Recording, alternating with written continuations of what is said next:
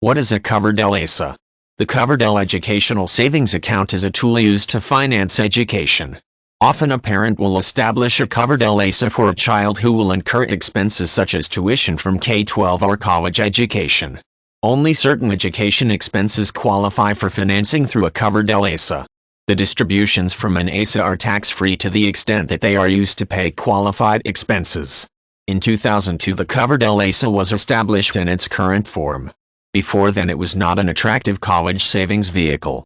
The contribution limit, formerly $500 per year, was raised to $200 per year. The contributions to a Coverdell ESA are not tax-deductible but are tax-advantaged in two ways. The account grows tax-deferred and normal distributions are not taxable.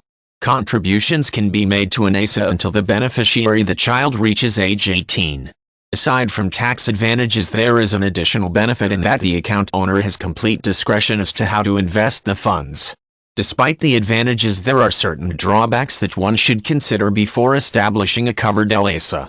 For example, the contribution limit of $200 is still relatively low and maintenance fees are charged by the financial institutions which hold the accounts. Even a low maintenance fee could significantly affect overall return on investment.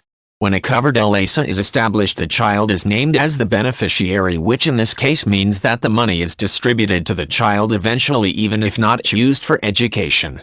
This gives the parents a smaller measure of control over the funds than can be had with some other educational savings plans. The account also must be fully withdrawn by the time the beneficiary reaches 30 years of age, or the account will be subject to penalties. Certain restrictions also exist regarding who may establish a Coverdell ESA. For married taxpayers, the income limit is $220. For single taxpayers, it is $110. In other words, if the parent's income exceeds those levels, they are excluded from establishing an ESA for their child. However, in this case, the child himself could contribute to the account with money gifted to him by his parents first. The $200 limit is stricter, however. It means that the account itself may only receive that much per year regardless of the number of contributors.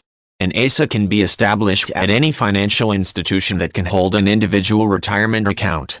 Other savings options beside the Coverdell ESA exist for educational expenses.